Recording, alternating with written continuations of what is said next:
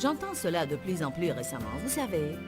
Cette saison est terminée. Oui, j'enseigne à propos des saisons dans notre vie, et Dieu change les saisons dans notre vie. Et il y a sûrement des temps où cela arrive, mais il y a beaucoup de personnes qui utilisent cela comme prétexte. Restez avec nous dans Jouissez de votre vie.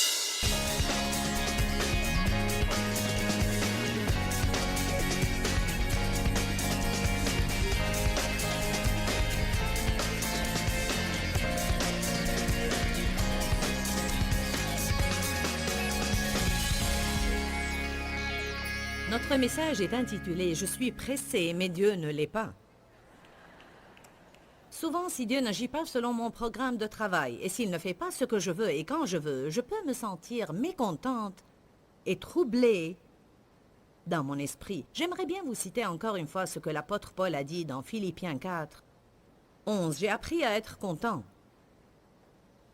La Bible amplifiée dit « satisfait au point de ne pas être troublé ou perturbé ».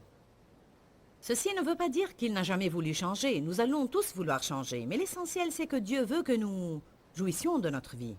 Il veut que nous apprenions à être contents là où nous sommes, sur notre chemin vers le but. Parce que si vous n'apprenez pas à patienter, et si je n'apprends pas à patienter, nous allons mener de misérables vies. Car un peu de bon sens nous dira, si nous revenons sur notre passé, que nous passons plus de temps à attendre qu'à recevoir. Parce que vous attendez quelque chose, vous attendez, puis vous aurez votre percée. Béni soit le Seigneur, alléluia, et nous sommes tous excités, puis nous commençons à attendre autre chose. Quand j'ai finalement réalisé cela, j'ai pensé, vaut mieux que j'apprenne à patienter. Parce qu'en fait, je ne savais pas patienter. Une des faiblesses de mon caractère est que je suis impatiente de nature. Et vous savez, toute personne arrive sur cette terre avec des points forts ainsi que des points faibles. Et la puissance de Dieu se manifeste en général dans nos faiblesses si nous lui faisons confiance. Et je vais être très honnête avec vous et vous dire que je lutte contre l'impatience chaque jour de ma vie. Je n'aime pas attendre, je veux ce que je veux et quand je le veux, et je veux que les autres fassent ce que je veux et quand je le veux. Amen. Êtes-vous pareil? Ce matin, Dave a porté un pantalon qui n'était pas du tout assorti avec sa veste. Et à la dernière minute, il fallait qu'on lui repasse un autre pantalon. L'important, c'est que nous étions en route pour venir ici. Et il était 10h10. Et moi, je n'arrive pas en retard à mes réunions. Je suis toujours présent dès que l'adoration commence. Et je fais cela pour donner le bon exemple. Et parce que ma participation à l'adoration m'est une grande aide. Elle aide à libérer et à augmenter aussi l'onction dans ma vie. Et c'est ce que je sens à cet égard. Je connais des personnes qui ne font pas la même chose, mais c'est ce que je fais moi-même. Et je n'aime pas être en retard. Alors dès que j'ai réalisé qu'il était 10h10 et que je n'allais pas arriver avant 10h15, j'ai commencé à me sentir vraiment comme si je vais... Et puis j'ai pensé, bon, il est maintenant 10h10 et je n'y peux rien. Il m'est impossible d'arriver à 10h moins 10. Nous sommes souvent très énervés et contrariés par des différentes choses que nous ne pouvons pas changer, des choses qui ont déjà eu lieu et que nous ne pouvons pas changer du tout. Alors là, nous devons faire confiance à Dieu pour qu'il règle les choses. Paul a dit, j'ai appris le secret d'être content que je sois rassasié ou affamé, que je sois humilié et que je n'ai pas ce que je veux et que je sois dans l'abondance et que j'ai tout ce que je veux. J'ai appris à être stable. Alors, si nous voulons jouir de notre vie comme il faut, nous aurons à apprendre à bien patienter. Qui ici ne sait pas patienter? Bon, certains pourraient attendre à jamais sans se soucier. Mon mari est l'un d'eux. Il dit... On verra, c'est le leitmotiv de Dave, on verra. Béni soit le Seigneur, lent et solide, rapide et fragile, alors que moi... Il a une capacité surnaturelle. Avez-vous jamais remarqué comment Dieu vous met souvent avec une personne de caractère opposé? Il y a ici des parleurs mariés à des personnes qui parlent rarement. Il y a aussi beaucoup de personnes qui s'enthousiasment vraiment pour tout. Oh, gloire à Dieu! Mariés à des personnes qui sont...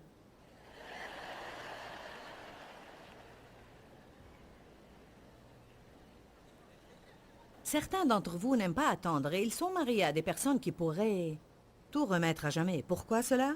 C'est parce que nous avons besoin l'un de l'autre. Et je ne sais pas ce qui arriverait si Dave et moi étions semblables. Nous aurions eu de sérieux problèmes. Lui m'encourage à être patiente et moi, à mon tour, je l'encourage à se presser. Voilà comment ça se passe. Allez à Jacques chapitre 5. Je vous dis, je veux jouir de ma vie. Je veux vraiment jouir de ma vie et je ne veux pas gaspiller mes jours.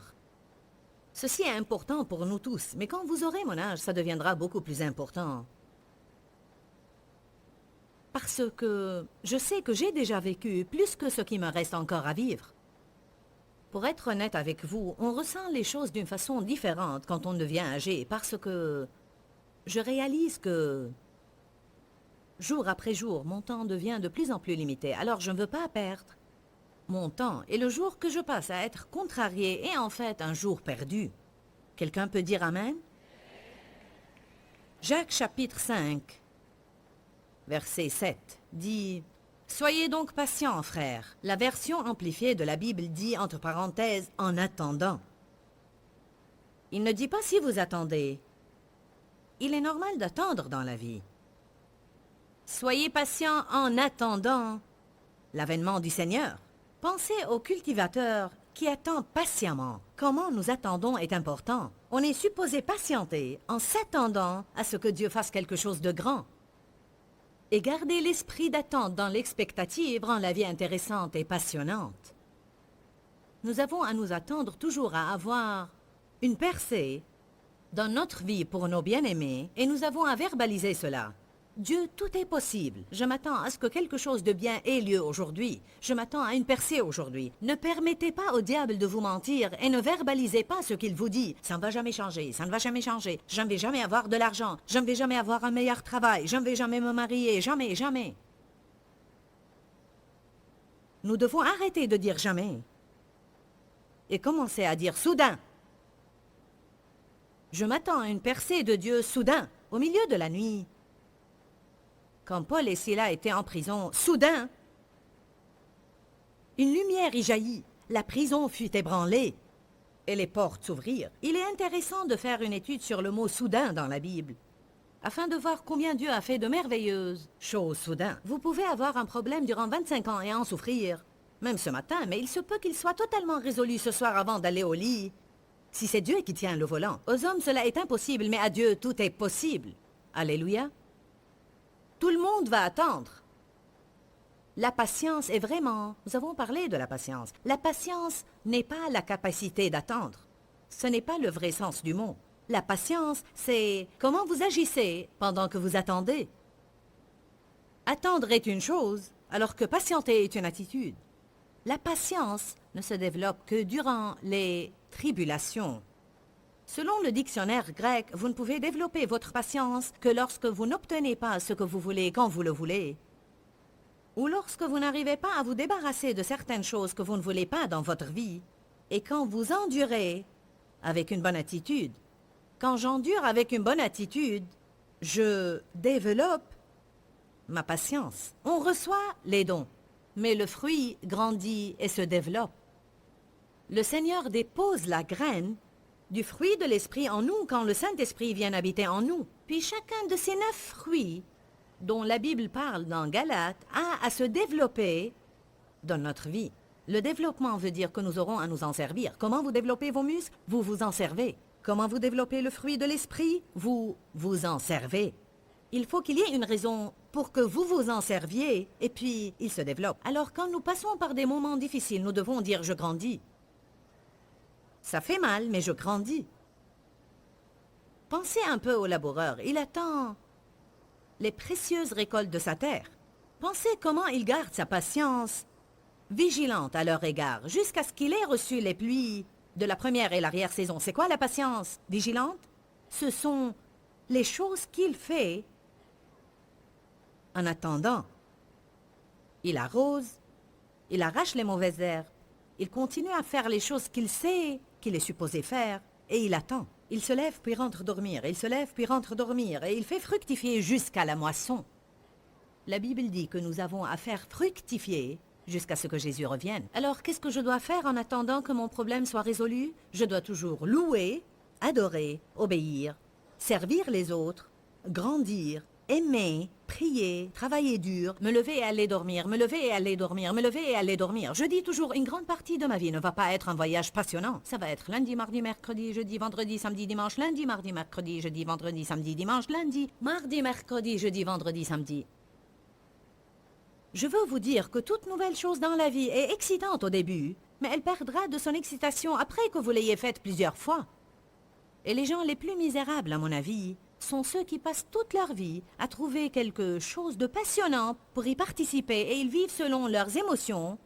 Et quand une certaine relation ne leur est plus passionnante, ils cherchent une autre qui est plus passionnante. Quand une église ne leur est plus passionnante, ils pensent que cette saison est terminée et qu'il est temps de changer d'église. J'entends cela de plus en plus récemment. Vous savez, cette saison est terminée. Oui, j'enseigne à propos des saisons dans notre vie, et Dieu change les saisons dans notre vie. Et il y a sûrement des temps où cela arrive, mais il y a beaucoup de personnes qui utilisent cela comme prétexte pour rompre leurs engagements à des choses qui ne leur sont plus passionnantes. Car bien que Dieu fasse des changements dans nos niveaux d'engagement, il faut que vous soyez engagé à faire quelque chose pour une certaine période de temps pour que vous puissiez dire que vous étiez engagé. Il ne faut pas que nous passions d'une chose à une autre à chaque fois que nous perdons l'enthousiasme. Vous n'avez pas besoin d'une grande onction du Saint-Esprit pour que vous commenciez quelque chose. Toute personne peut commencer quelque chose. Mais ce sont ceux qui terminent ce qu'ils ont commencé que j'admire. Alors apprenez à espérer en Dieu. Avec une bonne attitude, attendre n'est pas un choix que nous faisons. C'est Dieu qui détermine le moment de l'accomplissement des choses dans notre vie. Alors on va attendre. Dites tous, je vais attendre. C'est un fait. Je vais attendre. Comment nous attendons est important. Alors il dit, attendez avec espérance. Continuez à faire ce que vous devez faire pendant que vous attendez. Gardez votre patience, vigilante sur les graines de foi que vous avez semées. Continuez à adorer, continuez à prier, continuez à croire, continuez à servir les autres. Aider les autres constitue une grande partie de votre percée. Je ne crois pas qu'il suffit de prier seulement. Et je ne crois pas qu'il suffit de faire confiance à Dieu. Le psaume 37 vous dit quoi faire au moment des tribulations. Et la Bible dit, confie-toi en l'Éternel et pratique le bien. Je dois faire deux choses, me confier en Dieu et continuer à aider les autres. Et si j'avais un problème aujourd'hui, peut-être que j'ai un problème. Peut-être que j'ai un problème personnel, mais ceci ne m'a pas poussé à rester chez moi et ne m'a pas empêché de venir ici. Beaucoup de personnes, quand elles font face à un problème, arrêtent de faire ce qu'elles doivent faire. Vous devez continuer à persévérer. Ne vous lassez pas à faire le bien. Continuez à prier, continuez à croire, continuez à confesser, continuez à faire confiance, continuez à donner et à servir. Gardez votre patience vigilante ou la routine que le Seigneur vous a assignée.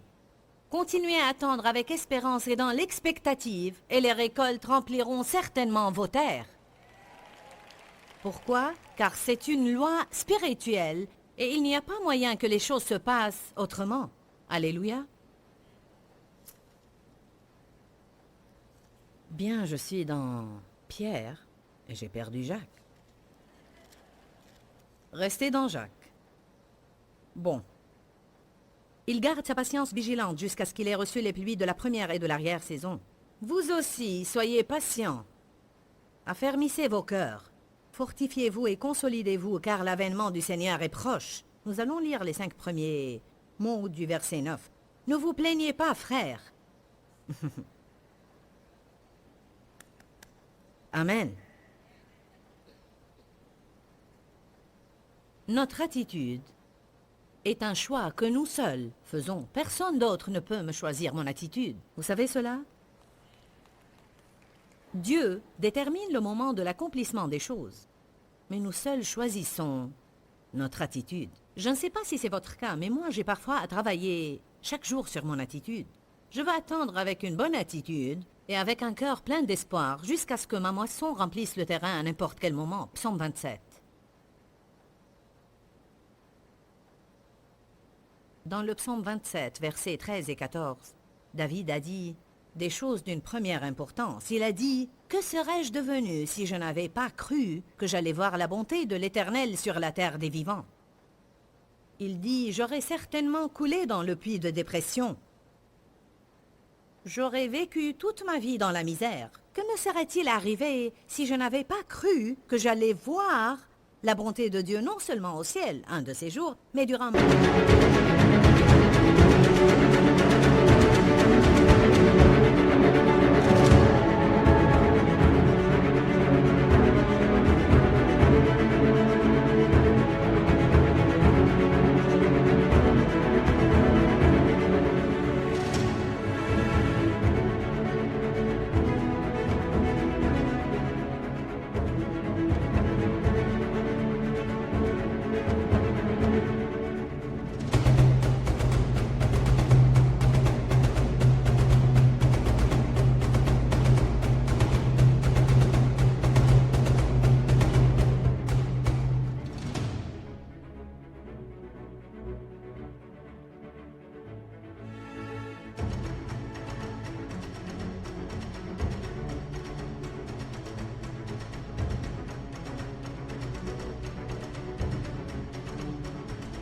Ma vie ici sur la terre.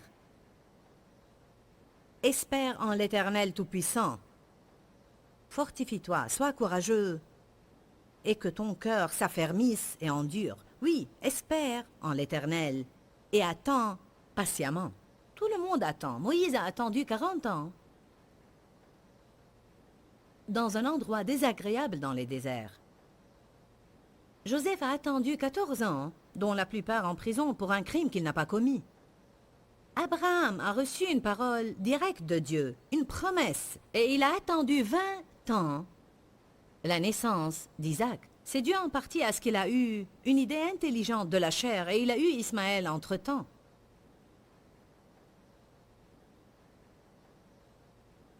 Job a attendu. Ruth a attendu. Esther a attendu. J'ai attendu. Et j'attends maintenant aussi certaines choses. Et quand j'aurai cette percée, je vais attendre autre chose. Depuis plusieurs années, j'ai dit à Dave à propos du ministère. Quand arriverons-nous au point où nous n'aurons pas à avoir affaire à quelque chose tout le temps?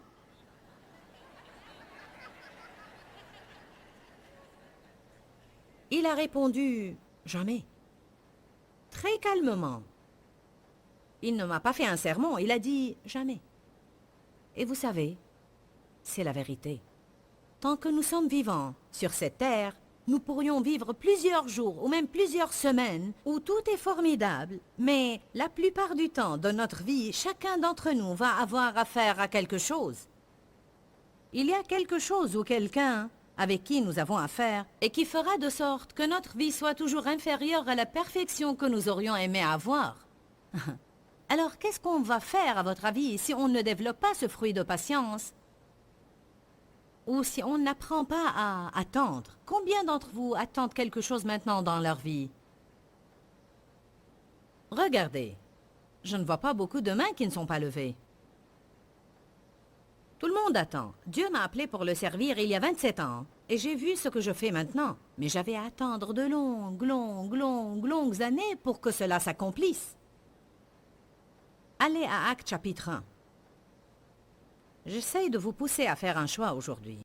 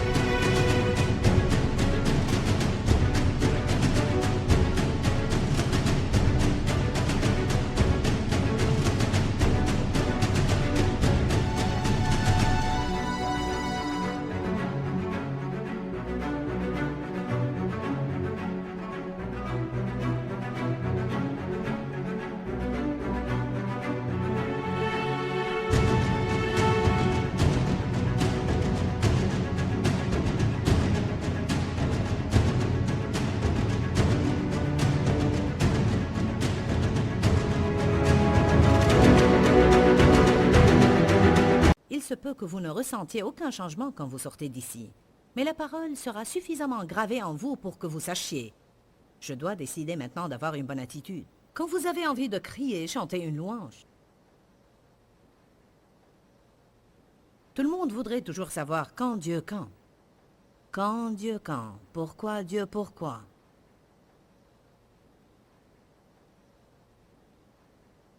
Verset 6. Alors les apôtres réunis lui demandèrent, « Seigneur, est-ce en ce temps que tu rétabliras et restaureras le royaume d'Israël ?» Il leur répondit, « Ce n'est pas à vous, et il ne vous appartient pas, d'être informés de ce que l'avenir porte, et de connaître les temps ou les périodes ou les années ou les saisons ou les moments critiques dans les prochaines années à venir, que le Père a fixé, déterminé et réservé de son propre choix, de sa propre autorité et par son propre pouvoir. » Il leur répondit en d'autres termes, ou si on le disait dans notre langage actuel, « Ça ne vous regarde pas. » N'est-ce pas ça ce qu'il a dit? Ce n'est pas à vous de connaître. Ce privilège m'appartient. C'est moi qui connais les temps. Dieu veut que nous lui fassions confiance pour savoir qu'il accomplira les choses dans notre vie au bon moment. Laissez-moi maintenant vous citer une déclaration qui m'est très importante. Avoir confiance en Dieu n'existe pas sans avoir des questions restées sans réponse.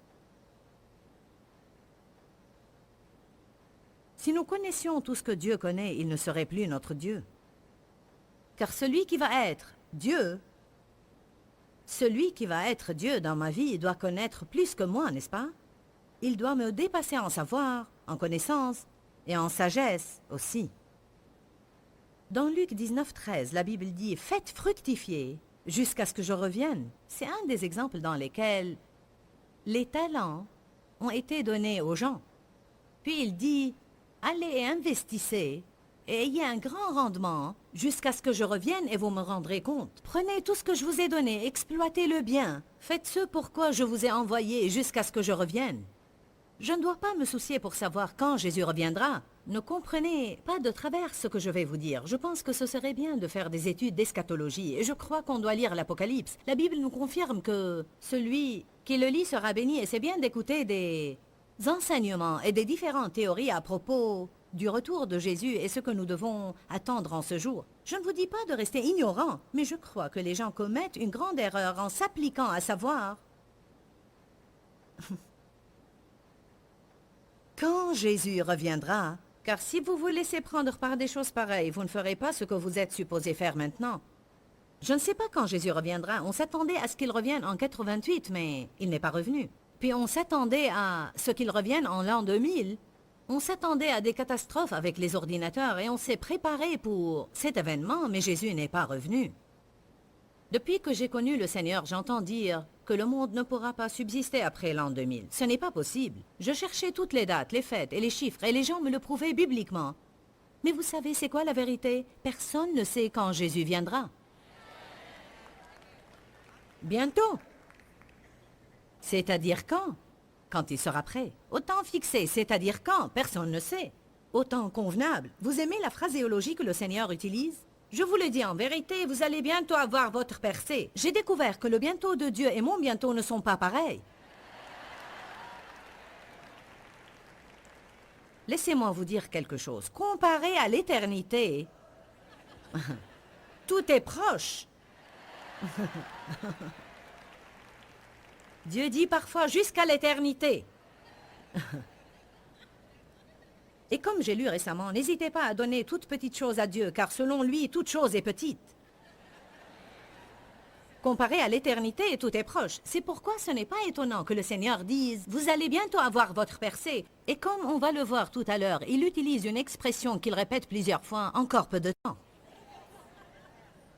Jésus a dit « encore un peu de temps et vous ne me verrez plus, puis dans quelque temps vous me verrez de nouveau ». Voilà que 2000 ans ont passé. Je ne considère pas 2000 ans comme peu de temps. Pour moi, un peu de temps est peut-être 3 minutes. Est-ce que vous m'entendez bien aujourd'hui? La chose principale que Dieu veut quand il viendra est trouver la foi sur la terre. On lit dans Luc 18 l'histoire d'une veuve qui venait sans cesse dire au juge « Donne-moi ce que je veux, donne-moi ce que je veux, donne-moi ce que je veux ». Beaucoup ont interprété ceci de la façon suivante. Priez sans cesse et demandez à Dieu ce que vous voulez. Puis la fin du verset 8 dit, est-ce qu'il trouvera la foi sur la terre quand il reviendra? La morale dans tout ça, c'est que même si je n'aurais pas encore eu ma percée, nous avons abordé aujourd'hui un sujet que nous avons tous dans notre vie et c'est qu'on est toujours en hâte. Mon message aujourd'hui est intitulé « Je suis pressé, mais Dieu ne l'est pas » et c'est la vérité absolue. Je crois que l'un des plus grands problèmes que nous avons dans notre société est que tout le monde demande une satisfaction immédiate. Nous ne voulons pas attendre. Nous sommes toujours pressés, nous réglons nos alarmes et tout le monde se hâte de faire les choses. Mais Dieu n'est pas pressé. Dieu a toujours un bon plan pour notre vie et il va l'accomplir au moment qu'il choisit. Alors nous pouvons nous reposer et laisser Dieu être Dieu dans notre vie. On parlait du contentement et de la satisfaction. C'est exactement ce que je demande pour moi-même et ce que je demande pour vous aussi. Je suis une personne pratique. Et quand je me rends compte que j'ai besoin que quelque chose opère dans ma vie, je me demande alors pourquoi il n'opère pas dans ma vie. Une des choses que j'ai découvertes dans ma vie est que je n'étais pas satisfaite parce que j'étais toujours pressée et je voulais que mes désirs soient exaucés avant que Dieu ne soit prêt à me les donner. Nous devons avoir confiance en Dieu et nous devons croire que son temps est absolument parfait pour notre vie. Si Dieu me donne les choses quand je les veux, même si je ne suis pas prête à les avoir, je serai alors misérable. Je vais vous encourager aujourd'hui à prendre une décision. Je vais avoir confiance en Dieu. Je vais croire qu'il choisit bien les moments dans ma vie. Et je ne vais pas perdre cette journée à être misérable. Je vais jouir de cette journée que le Seigneur m'a donnée. Pourquoi Seigneur, pourquoi?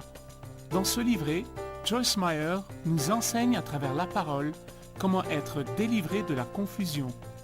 Pour obtenir ce livret gratuitement, écrivez-nous à Joyce Meyer, boîte postale 40095-6300 Larnaca, Chypre. Ou bien visitez notre site web www.joycemeyer.org/fr.